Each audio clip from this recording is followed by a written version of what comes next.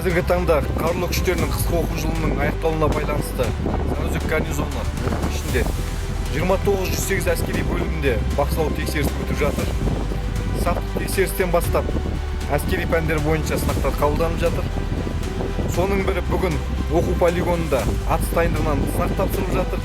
Және атыс дайындығын өте жақсы деген баға тапсыратынына сенімдіміз.